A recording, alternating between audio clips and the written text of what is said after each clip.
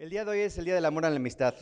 Híjole, es un tema que justamente, hablando del Evangelio según San Marcos, que es donde nos encontramos, justamente en el capítulo 14, voy a pedir que me acompañen, Marcos capítulo 14, el febrero 14, no hay casualidades, todas son diosidencias.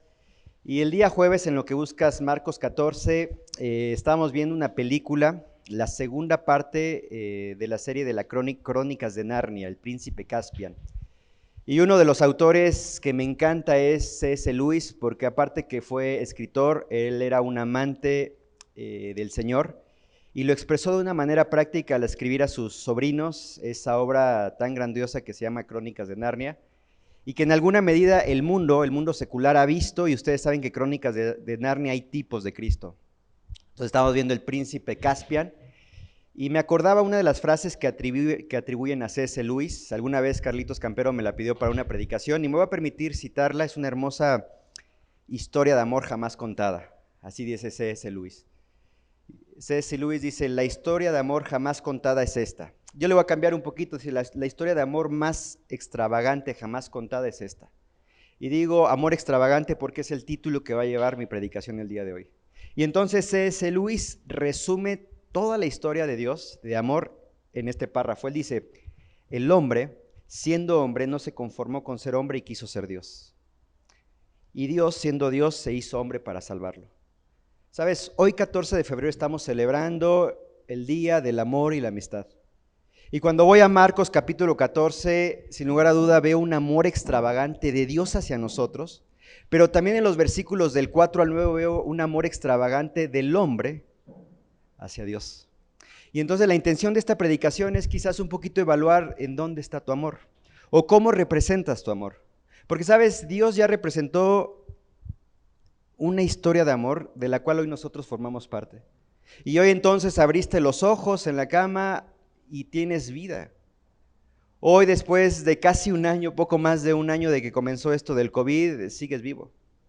Quizás en este trayecto has perdido varios seres queridos, quizás tienes algunos seres inmediatos que están postrados producto de esta pandemia, pero sabes, creo que vale la pena poder hacer una pausa y agradecer a Dios por tanto amor que ha mostrado hacia nosotros en primera persona, pero también hacia tu familia, también hacia esta iglesia. Así que cuando hablamos de amor extravagante, quiero tratar de dividir mi predicación en dos partes. Las dos partes que vamos a dividirla es, la primera vamos a hablar acerca de el amor de Dios hacia el hombre, y lo voy a dividir en tres partes si eres de los que te gusta anotar. Entonces puedes anotar ahí en tu librito, amor de Dios hacia el hombre, y vamos a ver un poquito acerca de la Pascua. Después vamos a abordar un poquito acerca de los argumentos que el hombre coloca. Y vamos a terminar en esa primera parte con el reloj de Dios, perfecto, en el tiempo preciso, no antes, no después. Y la segunda parte entonces vamos a hablar acerca del amor que espera Dios de nosotros. Y eso lo vamos a ver entonces a la luz de algunos eventos, de algunos personajes, con el contraste de unos personajes, que quizás te va a llevar entonces a reflexionar un poquito en dónde te encuentras tú. Salmo 116, uno de mis versículos favoritos que normalmente siempre coloco cuando arranca el año, dice, ¿con qué pagaré a Jehová por todos sus beneficios para conmigo? Y el versículo continúa. De hecho, el Salmo 116 junto con el 118 al 119 forman parte de los himnos Jalel o de los salmos Jalel, que eran los himnos que se cantaban en la Pascua, que estarían por cantar 2 días después del evento que vamos a leer. Así que estamos en Marcos capítulo 14, nos encontramos ya en la última semana, pero siendo específicos estamos a 2 días de que la manifestación de amor se muestre en una cruz.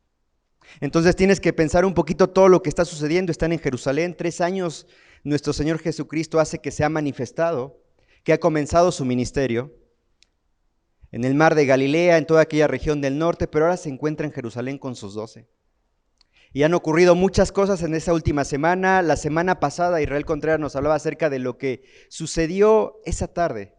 Y en esa tarde entonces estaba hablando el Señor Jesucristo de la escatología bíblica, las señales de los últimos tiempos. Y sabes, era un tema desafiante que yo agradecía a Dios, gracias Dios que no me tocó ese pasaje porque es un pasaje muy complicado para poder desarrollar en una hora. Pero sabes, cuando arrancamos en Marcos capítulo 14, yo lo leía, me gozaba por el pasaje que me tocó, pero al mismo tiempo me ponía un poco nervioso porque estamos hablando que estamos a 2 días. Estamos hablando que en ese momento, en el cual el Señor Jesucristo se encuentra es un momento clave. Es un momento en el que vamos a entender toda la concatenación del Antiguo y Nuevo Testamento en un evento. Y entonces mi oración es para que a través de lo que pueda exponer el día de hoy podamos comprender lo que vino pasando desde antes de la fundación del mundo. Así que en el reloj de Dios el tiempo es perfecto. Y acompáñame en la lectura para poder entrar entonces en tema. Dice la palabra de Dios, y este pasaje, fíjate bien, lo vamos a encontrar paralelo y es interesante porque los 4 evangelios lo registran. El evangelio de Marcos obviamente es un evangelio que va muy rápido, así que es un evangelio que no se va a tomar mucho el tiempo para desarrollar. Pero el evangelio de Juan nos va a dar un poquito de luz en cuanto específicamente cómo se dio esa situación. Entonces dice Marcos capítulo 14, dice 2 días después era la Pascua. O sea, estamos a 2 días de que sea la Pascua y la fiesta de los panes sin levadura. Te recuerdo, era la Pascua, el día 14 del mes Aviv. Algunos dicen que era entre el mes de marzo, el mes de abril. Si era el 14 de marzo, me siento bendecido porque es mi cumpleaños. Pero acuérdate, estamos hablando de un calendario judío. Así que comenzaba la Pascua y arrancaban 7 días de celebración de los panes sin levadura. Siempre me encanta pensar la numerología de Dios, 7, el número perfecto. Entonces dice la palabra, y la fiesta de los panes sin levadura, y buscaban los principales sacerdotes y los escribas cómo prenderle por engaño y matarle. Y decían, no durante la fiesta para que no se haga alboroto del pueblo. Pero estando él en Betania, en casa de Simón el leproso, y sentado a la mesa, vino una mujer con un vaso de alabastro de perfume de nardo puro, de mucho precio, y quebrando el vaso de alabastro se lo derramó sobre su cabeza. Y hubo algunos que se enojaron dentro de sí y dijeron, ¿para qué se ha hecho este desperdicio de perfume? Porque podía haberse vendido por más de 300 denarios y haberse dado a los pobres. Y murmuraban contra ella. Pero Jesús dijo, dejadla, ¿para qué la molestáis? Buena obra me ha hecho. Siempre tendréis a los pobres con vosotros, y cuando queráis les podréis hacer bien, pero a mí no siempre me tendréis. Esta ha hecho lo que podía porque se ha anticipado a ungir mi cuerpo para la sepultura. De cierto os digo que donde quiera que se predique este evangelio en todo el mundo, también se contará lo que ésta ha hecho para memoria de ella. Y entonces arrancamos con la primera parte de mi predicación de amor extravagante, el amor de Dios hacia el hombre. Y tenemos la Pascua. Y entonces vamos a Génesis 12, y si te acuerdas un poquito retrocedemos, para que más o menos te ubiques en tiempo, de esto que estamos leyendo vamos a retroceder unos 1500 años antes, o sea, 14, 15 siglos. Y 14 siglos antes, en el 1450 y cacho más o menos, estamos hablando de que el pueblo judío está por salir de Egipto después de 430 años, nos registra Moisés en Éxodo. Así que han estado 430 años siendo esclavos en Egipto. Entraron entonces 70 judíos y en 430 años se multiplicaron a casi 2 millones de judíos. Así que más o menos para que dimensiones un poquito lo que nosotros hoy en Querétaro tenemos como población, aproximadamente le estamos pegando a eso. Así que entonces Dios ha escogido a Moisés, lo ha preparado por 80 años, 40 años en Egipto, 40 años en el desierto, y a sus 80 años Dios se le revela a Moisés en una zarza y le dice, Moisés, te necesito, vamos a liberar a mi pueblo. Y ya sabes cómo es la historia, así que avanzamos rápido, vienen las 9 plagas y llega la última plaga, la 10ª, la muerte de los primogénitos. Y Dios es muy claro, como siempre lo ha sido, desde el jardín del Edén con un mandamiento a Adán, cuando le dice, a ver Adán, de todo árbol puedes comer excepto del fruto del árbol del bien y del mal que está en el centro del jardín, de eso no puedes comer, siempre es claro Dios. Así que esa cualidad que tiene Dios es la que se va a representar en ese momento cuando le dice a Moisés, mira Moisés, así es la cosa. Esa noche yo voy a pasar por el campamento judío y el campamento o la ciudad egipcia, y entonces los primeros nacidos, desde el esclavo, incluyendo los primeros nacidos de las bestias, van a morir. Excepto en el campamento judío si ustedes sacrifican un cordero de 1 año, y es bien preciso. Y entonces la sangre de ese cordero se va a poner en el dintel de la puerta y en los 2 postes. Y esa carne de cordero no la vas a cocinar en agua, no la vas a cocinar en aceite, la vas a asar. Y la vas a acompañar de panes sin levadura. Y entonces empieza a dar instrucciones muy precisas, como las instrucciones que también Dios nos da a nosotros. Porque es así Dios. Y entonces Moisés habla al pueblo y hacen lo correcto, empiezan a sacrificar el cordero pascual. Y entonces a partir de ese momento Dios le dice a Moisés, y a partir de ahora van a celebrar cada 14 del primer mes, porque va a ser su primer mes, la Pascua, y después los panes sin levadura.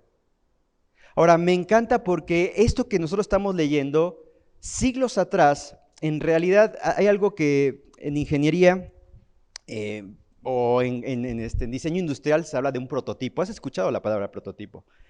Yo la primera vez que lo escuché hablé en los autos de Fórmula 1. Sacaban el auto, este es un prototipo. Y esta palabra proto es primer, tipo es un primer modelo. Entonces, en las ferias, si te gustan los autos, a mí me encantan los autos, nunca he podido ir a una fiesta más que en el World Trade Center. Alguna vez fui a una exposición de autos y entonces salen unos autos padrísimos, pero son prototipos. No se sabe si va a salir a producción, pero son autos que yo no me los imaginaría circulando en las carreteras de México porque están chaparros.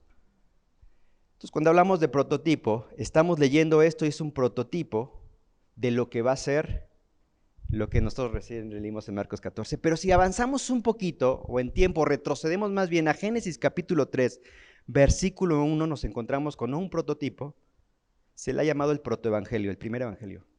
Y sabes, cuando tú lees capítulo 3 de Génesis, en todo el capítulo 3 ves la historia de lo que C.S. Lewis decía, la historia de amor jamás contada. Porque ves entonces al hombre, Adán y Eva, pecando, y solamente un pecado, ¿cuál fue? Desobediencia. ¿Cuántos pecados nosotros no hemos cometido más allá de la desobediencia? Y nos hemos animado inclusive como seres humanos a clasificar los pecados. Incluso les hemos puesto por nombre pecados veniales. Pero delante de Dios el pecado es pecado, y fue tan pecado la desobediencia que Dios se lo tomó en serio, los expulsó. La justicia de Dios, porque Dios había sido muy claro con el hombre. Así que en esa claridad y en esa justicia, muerte a partir de ese momento, sus cuerpos empiezan a envejecer, tú lo sabes. Génesis 3:19 encuentra la profecía, y podríamos abundar mucho en la profecía, pero pecado, el Mesías viene.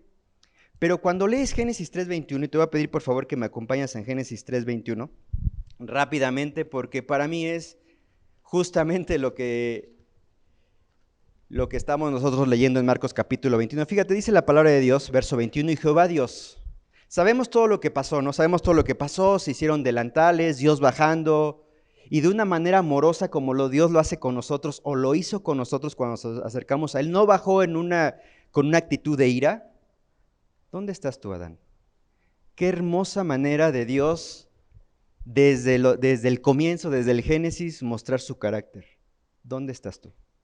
¿Qué has hecho? ¿Quién te enseñó que estabas desnudo? Y Dios es así con nosotros.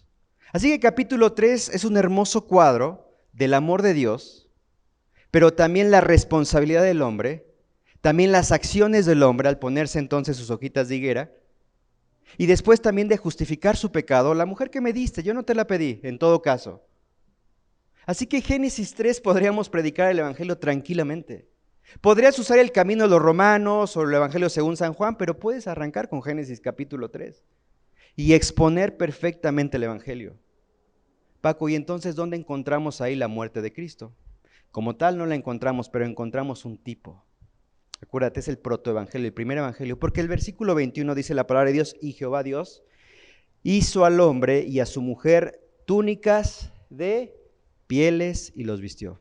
Así que lo que vemos en ese versículo 21 es el primer tipo de lo que había de venir, o de lo que nosotros estamos leyendo en Marcos 14, que va a suceder 2 días después.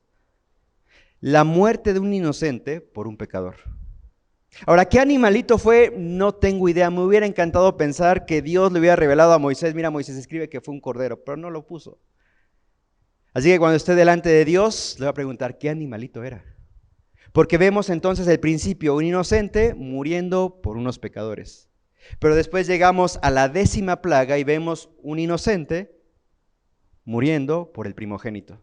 Así que cuando llegamos a la Pascua entendemos que es un momento solemne. En esa Pascua que se celebra el primer mes, en el día 14, se han dado cita varios judíos de todo el mundo antiguo, todos los que pueden costear un viaje tan largo, algunos que quizás viven en África del Norte que se han trasladado, algunos judíos que están en Asia Menor, en Asia Mayor, porque recuerda, la diáspora ha sido una realidad siglos antes. Así que tenemos a judíos que se han establecido ahí, judíos que quizás se han hospedado en las ciudades cercanas para poder entonces celebrar la Pascua. Judíos de renombre o personalidades que se han dado cita. Tenemos ahí también a Herodes, regente de Galilea, que producto de la muerte de Jesucristo se ha hecho amigo entonces con Poncio Pilato, porque antes eran enemigos, nos lo revelan los evangelios. Así que vemos a judíos de todas las clases sociales celebrando 1400 años después lo que Dios le había revelado a Moisés. Aquí tienes judíos en ese momento y ellos saben, los líderes religiosos, que no es un buen momento para poder estar matando a Cristo, porque hay una multitud diferente a la que quizás un mes antes habría. Entonces, cuando leemos esto, la Pascua, me encanta pensar, y te recuerdo, la palabra Pascua, me encanta más la palabra que se usa en inglés, Passover, que significa pasar por alto. Así que tenemos 2 días antes de la Pascua, se van a sacrificar los corderos de un año, pero en ese mismo momento también se va a sacrificar el cordero de la Pascua.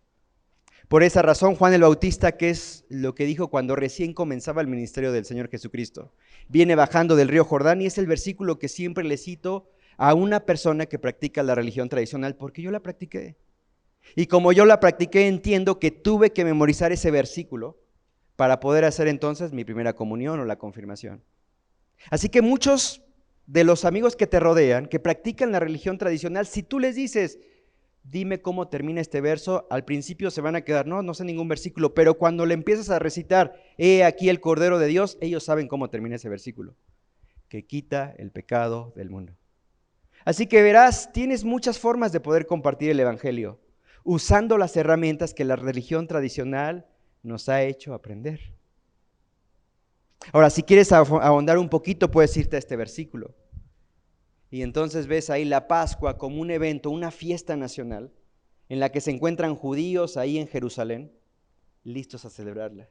Judíos que se han dado cita y semanas, o más bien días antes, han celebrado la entrada de Jesús, porque lo han visto como ese redentor, pero no de un redentor espiritual, sino un redentor del imperio en el cual ellos se encuentran sometidos.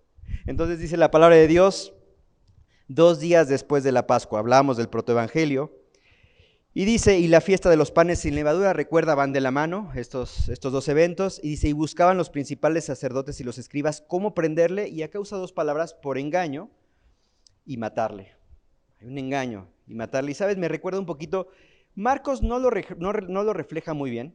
Es decir, nada más dice, bueno, buscaron cómo prenderle y cómo matarlo, pero el Evangelio según San Mateo dice que estaban en la casa o en el patio de la casa del sumo sacerdote, que es Caifás. Pero Juan se toma el tiempo, recuerda, Juan es el último evangelio que se escribe, así que él no tiene problema en poder estar dando detalle de lo que está pasando. Incluso el Evangelio según San Juan, si me acompañas en el capítulo 11, versículo 45, quiero que me acompañes porque eso nos va a dar un poquito de intención, o más bien de idea, para poder entender lo que está sucediendo en ese momento. Y quizás a la luz de ese pasaje, junto con lo que Pablo le dice a los corintios, vamos a entender un poco lo que muchas veces, no solamente estos sacerdotes hacen, también nosotros llegamos a hacer. Porque evidentemente dice la palabra de Dios, entonces muchos de los judíos, Juan 11:45, si no había dicho el versículo, entonces muchos de los judíos que habían venido para acompañar a María y vieron lo que hizo Jesús, creyeron en él. Estamos hablando de que Juan nos registra que recién está resucitando a Lázaro de la muerte. Después dice el versículo 46, pero algunos de ellos fueron a los fariseos y les dijeron lo que Jesús había hecho. Entonces los principales sacerdotes y los fariseos reunieron el concilio y dijeron, ¿qué haremos? ¿Qué haremos? Después dice, continuando el verso, porque este hombre hace muchas señales, 3 años solamente. Y en la última semana no solamente muchas señales, muchas enseñanzas, mucha profecía. Así que estos hombres, Pilato registra después, a través de uno de los evangelios, dice que estos hombres en realidad querían crucificar a Cristo, no porque estuvieran preocupados por el pueblo, como lo vamos a leer, porque en realidad tenían envidia de él. Pero acá nos hace ver lo que vamos a leer, que era como que había una preocupación por el pueblo de Israel. Dice la palabra continuando, porque este hombre hace muchas señales, si le dejamos así, todos creerán en él, y vendrán los romanos y destruirán nuestro lugar santo y nuestra nación. Entonces Caifás, uno de ellos, sumo sacerdote, aquel año les dijo, varones, ¿no sabéis nada? No sabéis nada, ni pensáis que nos conviene que un hombre muera por el pueblo y no que toda la nación perezca. Esto no lo dijo por sí mismo, sino que como era el sumo sacerdote aquel año, profetizó que Jesús había de morir por la nación. Y no solamente por la nación, sino también para congregar en uno a los hijos de Dios que estaban dispersos. Así que desde aquel día acordaron matarle. Ahora mira, Qué hermoso a veces, ¿no? Pensar que, no sé por qué digo hermoso, pero más bien qué triste que a veces nosotros podemos justificar el pecado. En ciertas posiciones a las cuales podemos llegar, podemos justificar nuestras acciones.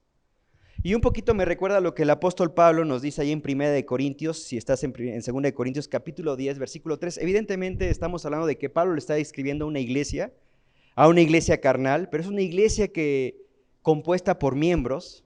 Estos miembros que tienen al Espíritu Santo al interior de ellos, algunos de ellos, la mayoría, porque también habría algunos creyentes aparentes, pero que en realidad el Espíritu Santo no estaba en ellos.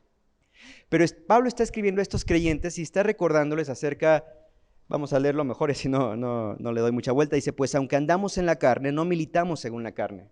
Ok, somos creyentes, el Espíritu Santo, pero no militamos según la carne. Continuando en el versículo dice, porque las armas de nuestra milicia no son carnales, sino poderosas en Dios, para la destrucción de fortalezas, derribando argumentos y toda altivez que se levanta contra el conocimiento de Dios y llevando cautivo todo pensamiento a la obediencia a Cristo. Mira, a veces cuando leo este pasaje, como algunos otros pasajes más que el apóstol Pablo nos viene refiriendo, nos damos cuenta que estamos en una batalla espiritual. Y esta batalla espiritual a veces es omitida por nosotros y creemos que estamos en un crucero, ¿no? Cuando estamos en un buque de guerra. Entonces el apóstol Pablo está recordándoles, hermanos, ¿saben qué? Recuerden que aun cuando está el Espíritu Santo dentro de nosotros, porque son creyentes, pero siempre se va a levantar una altivez contra el conocimiento de Dios. Mira, nosotros estamos arrancando hace 15 días, empezamos el día miércoles a las 8 de la noche, estamos comenzando la serie por un mes que se llama Entendiendo los Tiempos. Y entonces en la primera sesión hablábamos un poquito poniendo la base bíblica acerca de como en los días de Noé. Porque en alguna medida todo lo que nosotros estamos viviendo en esta época, pues nos da cuenta de que no estamos tan lejos como en los días de Noé. La semana pasada que me tocaba a mí compartir un poquito, entrábamos a todo lo que es la agenda globalista. Ahora, la próxima semana, el día miércoles, vamos a meternos un poquito en detalle.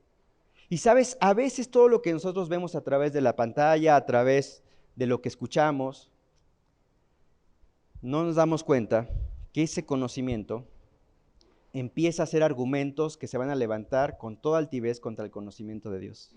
Ahora, estamos hablando de que somos creyentes porque nos pasa a los creyentes que tenemos al Espíritu Santo dentro nuestro. Ayer en la reunión de varones hablábamos acerca de la disciplina del alma y hablábamos acerca de la disciplina del devocional, la disciplina de la oración.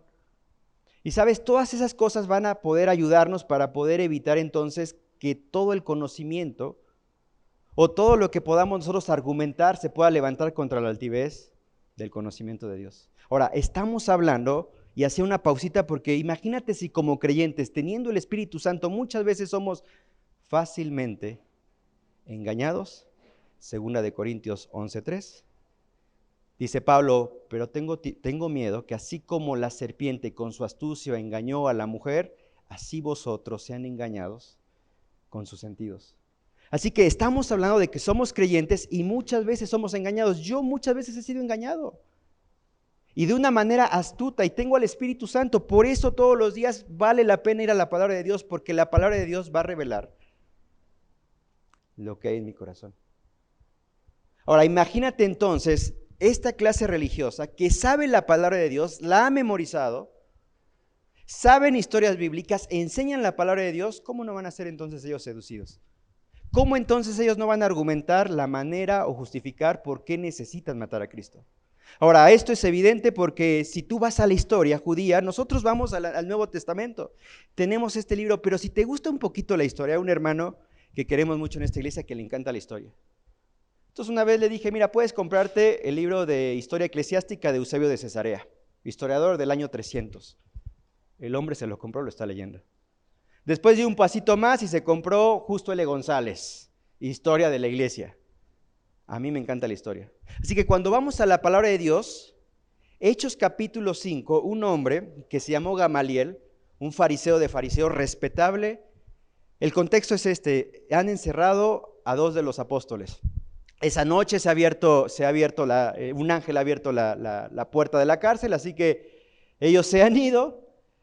Los agarran otra vez, los llevan al patio del sumo sacerdote y dice, ¿qué onda? Les pedimos por favor que no estuvieran hablando acerca de esta nueva secta. Bueno, a ver chavos, ¿qué conviene? ¿Obedecer a Dios antes que a vosotros? Y entonces hay una bronca, quieren matarlos, pero entonces se para este hombre Gamaliel Y más o menos son unos 5 o 6 años después de lo que estamos leyendo ahora. Yo digo, ¿dónde estaba Gamaliel cuando se le necesitaba en este concilio? ¿Dónde estabas, Gamaliel? Es que es el tiempo de Dios. Es que la agenda de Dios, en la agenda de Dios no hay coincidencias, hay diosidencias. Y quizás Gamaliel no estaba, porque en ese momento Gamaliel se levanta y dice, chavos, tranquilos, o sea, tranquilos, ¿qué estamos haciendo? Recuerden, y ahí entonces cita un poquito de historia, y le cita, acuérdense que hubo un hombre que se llamó Teudas. Y Teudas lo registra Flavio Josefo, un historiador judío que te hace bien leer historias fuera de la Biblia para que puedas entonces confirmar que aún historiadores no creyentes confirman, uno, la venida de Cristo. Pero Flavio Josefo registra acerca de Teudas 4 años antes de que Cristo viniese, provoca una rebelión. Así que el imperio romano va sobre Teudas y lo somete.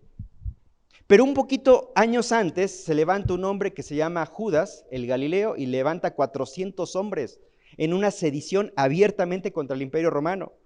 Ahora sigues avanzando un poquito más y entonces te encuentras se me olvidó ahorita, forma parte de unos libros apócrifos, se me olvidó ahorita, pero bueno, te encuentras varias rebeliones, Macabeos, Judas Macabeo. Así que las rebeliones estaban al orden del día, el imperio romano estaba atento de que una rebelión se levantara porque en ese momento, ¡pum!, se metían para someter a esa rebelión. No era la primera ocasión, pero la última rebelión que se dio, un hombre que se hacía llamar, se me fue el nombre, Barrabás. ¿Te hace conocido? Porque Barrabás, los evangelios nos dicen que era un malhechor, pero había levantado una sedición. Así que estos hombres, razonando en su entendimiento, dicen, chicos, necesita morir este hombre. Y sabes, eso me lleva a pensar que nosotros muchas veces también terminamos argumentando nuestro pecado, porque lo que estamos viendo ahí deliberadamente, de hecho, en Hechos capítulo 7, Esteban le recuerda en la plaza de Jerusalén, chavos, les da un estudio cronológico desde Abraham. Dice, bueno, ese Cristo que había sido prometido por Dios, es el mismo Cristo que ustedes crucificaron. Así que, como podrás darte cuenta, el pecado es pecado y el pecado muchas veces se puede argumentar. ¿Qué tanto es tantito? Todos lo hacen. ¿Qué tanto es una canita al aire? Me hace bien para poder vivificar mi matrimonio. Y creamos argumentos. Y tenemos argumentos que aún como creyentes podemos justificar para entonces hacer el pecado que nos gusta. Eso lo vemos en la sala de consejería. Así que si aún teniendo el Espíritu Santo, ¿por qué estos hombres que conocen la palabra de Dios no lo van a hacer? Hay un argumento, chicos, o sea, a ver, vamos a tratar de entender esto. Si no lo matamos ahora, Roma va a venir sobre nosotros. Y mejor que muera un hombre a que muera toda una nación. Hay argumentos, siempre hay argumentos, hermanos. Así que cuando ves el amor de Dios hacia el hombre, ves a Dios preparándose para lo que va a ser el sacrificio de amor hacia ti y hacia mí. Pero ves por otro lado en el escenario, ves a estos líderes religiosos justificando lo que están por hacer. Pero ellos dicen, y ahí entramos al tercer punto, el reloj de Dios, pero no durante la Pascua. Y quizás Dios desde los cielos riéndose porque va a ser en la Pascua. Va a ser en la Pascua para que vean en realidad, a través del sacrificio del cordero, de los corderos que ustedes mismos van a sacrificar, es el cordero que ustedes van a sacrificar, pero en la cruz. Así que no es tu reloj. Es mi reloj. Y sabes, eso me lleva a pensar que Dios tiene en nosotros un tiempo perfecto, un calendario perfecto, no antes, no después. Y quizás tú puedes dar testimonio de cuántas veces has planificado muchos proyectos, pero no son tus tiempos. Y entonces tuvo que venir la pandemia para recordarnos, Paco, no es tu tiempo. No es cuándo van a comenzar la IBM del Marqués, es mi tiempo. Y sabes, nosotros estamos a poco y nada de poder comenzar la construcción de la casa y toda la cosa, y arrancábamos en noviembre. Después dijimos en diciembre, después en enero, estamos en febrero y vamos a arrancar en marzo. Y a veces digo, Dios, y es que no son tus tiempos. Y a veces me pongo a pensar, quizás si hubiera comenzado en enero, a lo mejor puede ser que en el trayecto de toda la obra, a lo mejor un albañil pudo haber muerto por algún accidente y Dios en su tiempo sabe el momento preciso. Para nosotros Dios sabía entonces el momento preciso en el cual iban a crucificar a Cristo. No durante la Pascua, claro, porque si tú vas a la palabra de Dios te das cuenta que tuvieron varias oportunidades, es decir, no era la primera vez que atentaban contra la vida del Señor Jesucristo. Si tú vas, por ejemplo, a Marcos capítulo 3, versículo 1, en Capernaum querían ya destruirle. En Capernaum la clase religiosa de aquella zona quería destruirle. Por tiempo no lo vamos a leer, pero seguimos en Lucas capítulo 4, versículo 28. En Nazaret la gente de su pueblo quería despeñarlo. Seguimos avanzando y Marcos capítulo 11, versículo 18. En Jerusalén querían matarle también. Así que no era la primera ocasión. Si lo quieres ver de una manera es, a ver chicos, tenían tiempo para matarlo antes. Si no era sobre la fiesta si no era en la fiesta de la Pascua, podían haberlo hecho antes. Ellos creían actuar de una manera astuta, pero eran los tiempos de Dios. Tiempo que había sido predestinado desde antes de la fundación del mundo. Ahora, tiempo importante durante el Imperio Romano, no durante el Imperio Babilónico, porque no vino antes durante el Imperio Persa. Y ves entonces la agenda de Dios que tenía que ser en ese momento porque teníamos o contábamos con un imperio que había traído la paz y que había puesto los cimientos para que el evangelio pudiera correr a través de las vías que Roma había establecido. El otro día estaba viendo un mapa y lo hacían así como el metro del mundo antiguo según Roma. Y así como cuando vas a la Ciudad de México y tú ves ahí más o menos cuando te vas a un metro y ves todo el triperío que forma las redes del metro, bueno, así estaba todo lo que Roma había hecho. Así que en la agenda de Dios era el momento preciso. Y vemos en alguna medida que la Pascua va a ser el evento que hasta el día de hoy seguimos celebrando. Y lo celebramos en lo que nosotros le hemos llamado la Santa Cena. Lo celebramos el primer domingo de mes. Así que Cristo estaba celebrando la última cena, podríamos haber dicho su última Pascua también. Hoy nosotros la celebramos. Solamente que representamos el pan, recordando su cuerpo, el jugo de uva celebrando o representando su sangre. Pero estamos celebrando una Pascua, si lo quieres ver de esa manera. Un inocente muriendo por un pecador, un inocente muriendo por tus pecados. Desobediencia, creo que no. Por lo menos mi pecado fue más allá de la desobediencia. Pero nosotros, y vuelvo a repetir, hemos clasificado el pecado. Así que podemos saber mucho de palabra de Dios, como estos líderes religiosos. Podemos haber memorizado la palabra de Dios, pero aún así justificar nuestro pecado. ¿Sabes? El año pasado me dio una tristeza. Este año, al finales del año pasado y este año. Hay un pastor que para mí no tiene, o sea, es como que, pues, chido. No tiene mi respeto, honestamente, ni aún antes de que cayera.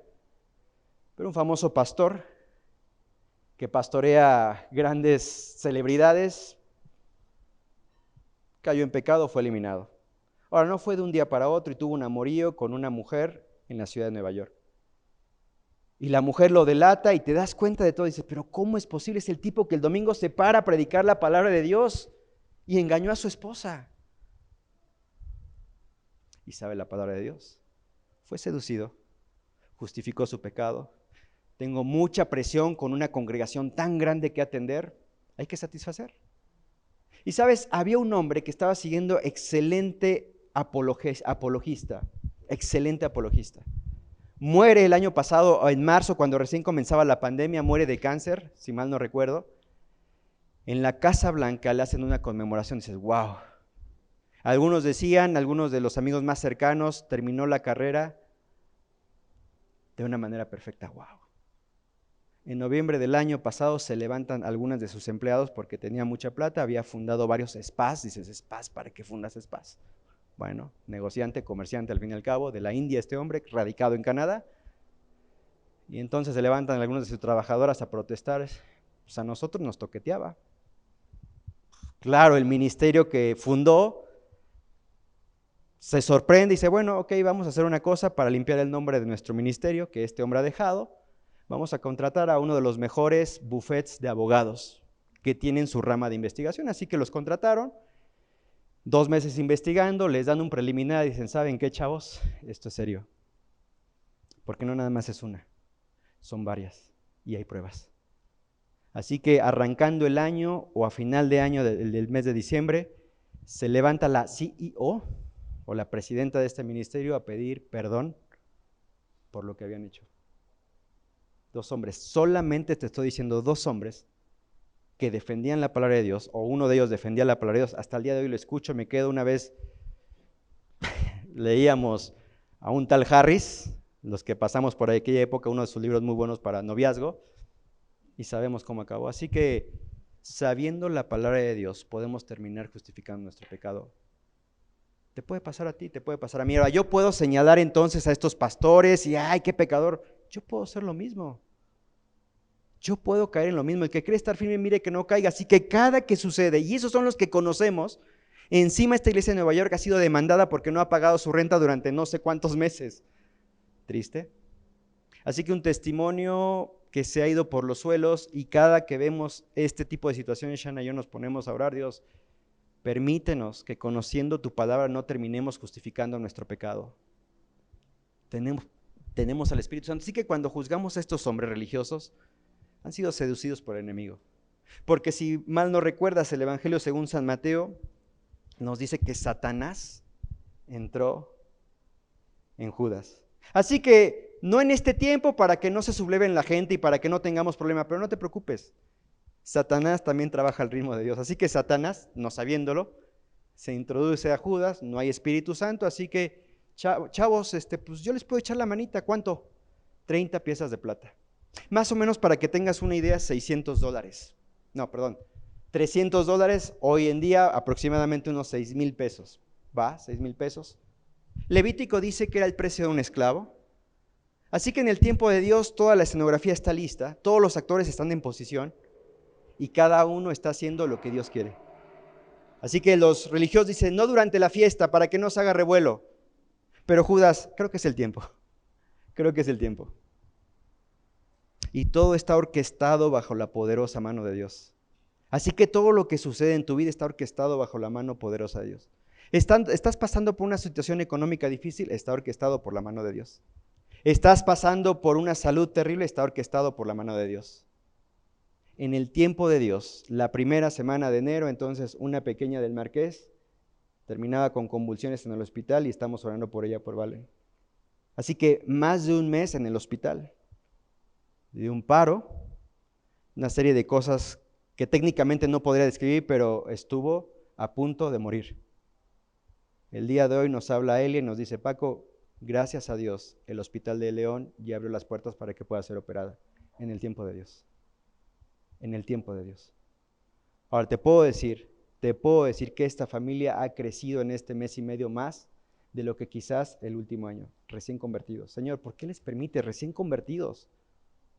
Y tú ves una familia fuerte. Ahora mira, con todo esto quiero decirte, mi querido hermano, que el amor de Dios hacia nosotros se manifiesta en el tiempo perfecto. La Pascua es una de esas. Pero ves el contraste del humano tratando de hacer o derribar el plan de Dios, pero nunca se va a poder. Ahora vamos a ver en la siguiente parte un poquito lo que ya casi terminando, faltan unos 15 minutitos. Vamos a ver lo que me interesa y quizás es la parte que me gustaría que te llevaras en esta mañana. Llevemos el amor de Dios hacia ti. Pero ¿cómo es el amor que Dios espera de nosotros? Y dice la palabra de Dios, y voy a permitirme leer otra vez los versículos 3 al 10, pero estando él en Betania, en casa de Simón el leproso, y sentado a la mesa, vino una mujer con un vaso de alabastro de perfume de nardo puro de mucho precio, y quebrando el vaso del alabastro se lo derramó sobre su cabeza. Para que tengas una idea, familia, dice otro de los evangelios, Juan nos dice que era de 1 libra. 1 libra correspondía entonces a aproximadamente 354 mililitros. Acá tengo 330 mililitros.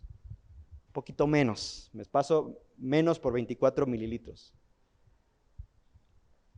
Dice que entonces el vaso era dice la palabra de Dios, de alabastro. El alabastro era un tipo de mármol fino traído de Egipto y era más o menos una botella con un cuello, según se cree.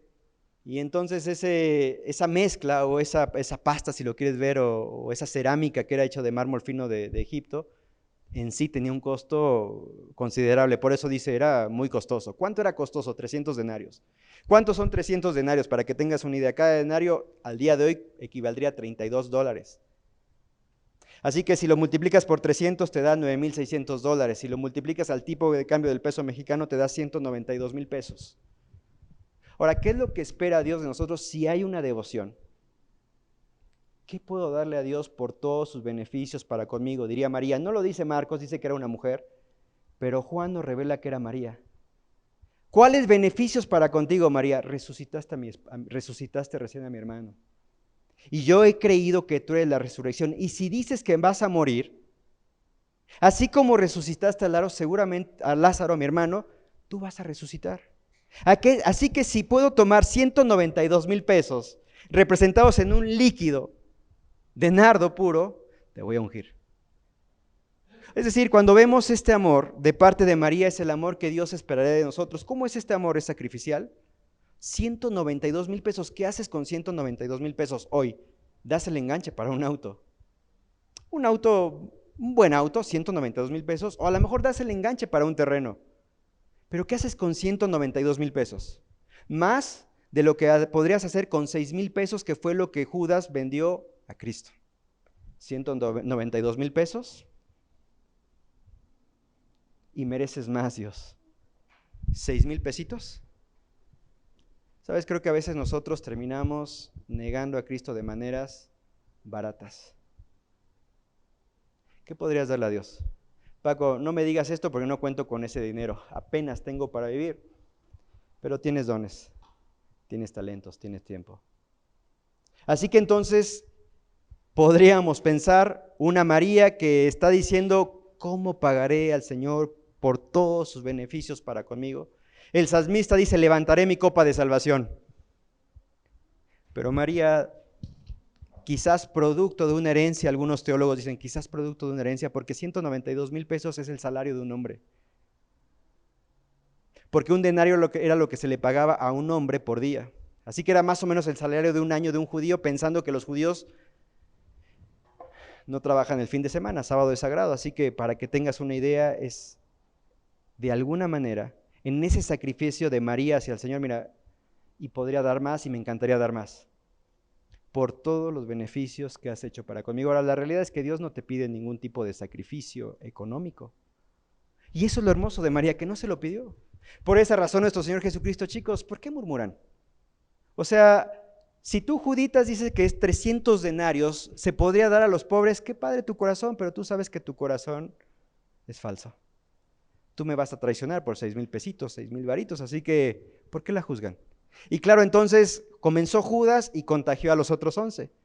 Ah, sí, y a veces nosotros entonces tomamos una actitud de la misma que estos judíos, estos 12 discípulos, ¿no? Y entonces nuestro Señor Jesucristo resalta y dice, miren chicos, a los pobres siempre lo van a tener con nosotros. Así que está bien como iglesia ayudar a la gente en necesidad.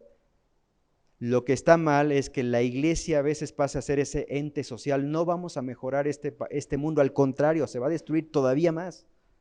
Estaba leyendo un libro de fundación de iglesias de un pastor en Estados Unidos. Todo iba bien, me encantó su desarrollo, toda la cosa, y al final él habla acerca de la ayuda social. Ahí no me gustó mucho. Ahora, no me gustó en el sentido de que me encanta la ayuda social, acá en la iglesia lo hacemos, pero sabes, una de las expresiones que decía, si podemos nosotros como iglesia mejorar nuestro entorno, mira, no lo vamos a poder mejorar. Porque bíblicamente hablando esto va de mal en peor. Así que como iglesia podemos aportar, pero si pensamos que la iglesia va a ayudar de una manera física, no, estamos mal. Sí, de una manera espiritual, es evidente. Entonces, este hombre, Judas Iscariote, representa a ese creyente que a lo mejor de manera falsa está pensando la manera en que la iglesia puede ayudar a la sociedad. No lo puedes hacer, tu corazón es falso. Así que mi querido Judas, qué padre tu corazón falso, pero mira, esta mujer se ha anticipado a mi unción. Y de ahí en más, esta historia se va a conocer se va a conocer cuando se predique el evangelio. Y hasta el día de hoy la sabemos. Así que tienes esta mujer representando lo que quizás en este amor extravagante Dios espera de nosotros, sacrificio. Porque los que servimos, los que están ahorita en la escuela dominical, es un sacrificio quizás haber preparado la clase dominical, estar con los chavitos. Los que el día de ayer vinieron a limpiar la iglesia es un sacrificio, pudiendo estar en casa, descansando, porque es fin de semana, hay un sacrificio. Pero ese sacrificio no es motivado para ver si me gano el cielo, es un sacrificio por las muchas bendiciones que Dios los ha dado. Así que cuando piensas un poquito durante toda esta pandemia, Dios te permite llegar en el 2021, en febrero 14, todavía con vida. ¿Cómo estás pagando a Dios por los muchos beneficios para con Él? Y no te estoy diciendo con todo esto vamos a pasar el ofrendero y cáete, no. Pero a lo mejor hace bien evaluar que ante ese amor extravagante, muchas veces mi amor hacia Dios queda al nivel Judas Iscariote, cuando quizás tendría que quedar al nivel María. Entonces tienes esta mujer que toma el vaso de alabastro, lo rompe, y quizás Judas se ve pensado, no, pero ¿por qué lo haces? Y no quedó ahí la cosa, empezó a vertir en los pies de Cristo y con sus cabellos a enjugarlo. ¡Ah! 196,000 pesos tirados a la basura. Y Cristo, ¿soy basura para ti? ¿Por qué pierdes el tiempo el fin de semana yendo a la iglesia? Pero ¿por qué pierdes el tiempo cuando podrías hacer lana? ¿Sabes? Creo que ese amor extravagante debe ir, dice la tercera ley de Newton, a cada acción corresponde una acción en sentido igual pero contraria. A ver si me confundí, pero ese amor extravagante muchas veces para nada de parte nuestra tiene la misma calidad que ese amor de Dios hacia nosotros. Así que quizás en este domingo 14 de febrero hace bien evaluar cómo está mi vida. ¿Serías capaz de sacrificar un perfume de alabastro? ¿Un perfume de nardo en un vaso de alabastro? ¿Serías capaz? ¿Serías capaz quizás de poder aportar un poquito de tu tiempo? ¿Serías capaz quizás que aun cuando como congregación te ponemos los medios al alcance a través de Zoom, YouTube, serías capaz de conectarte? Sabes, creo que Dios tiene una creatividad impresionante. Dios usó la persecución en los primeros siglos para purificar su iglesia. Hoy usa una pandemia. Pero los que quedamos en esta pandemia, y algunos que se han apartado, Dios los bendiga. Pero los que quedamos, ¿cómo está nuestro amor hacia Dios? Sabes, tenemos todavía delante de nuestro casi 11 meses para poder demostrar a Dios nuestro amor extravagante hacia Él. Sacrificio, sincera adoración. Y ves a esta hermosa mujer, María, haciendo lo que tú y yo deberíamos hacer. Así que con esto me quedo y me encantaría poder llevarte a orar en esta mañana y teniendo en tu corazón también esa meditación acerca de ¿y cómo estás tú? Padre, te damos muchas gracias en esta oportunidad porque nos regala la bendición de abrir tu palabra, ser exhortados por ella, tantas cosas para poder ahondar en estos 9 versículos, Padre, pero nos quedamos con el hecho de tu amor tan extravagante hacia nosotros. Así que ante ese amor queremos nosotros también ser sinceros, ser honestos y quizás reconocer yo de manera personal que muchas veces ese amor hacia ti no es sincero. Muchas veces ese amor hacia ti no es sacrificial. Así que es mi oración para que nosotros como congregación podamos sumar en este 2021 de maneras impensables en todo tu plan perfecto. Pero también es mi oración por mis hermanos que nos ven en Zoom, a que también puedan dar un pasito más y puedan demostrar un amor hacia ti.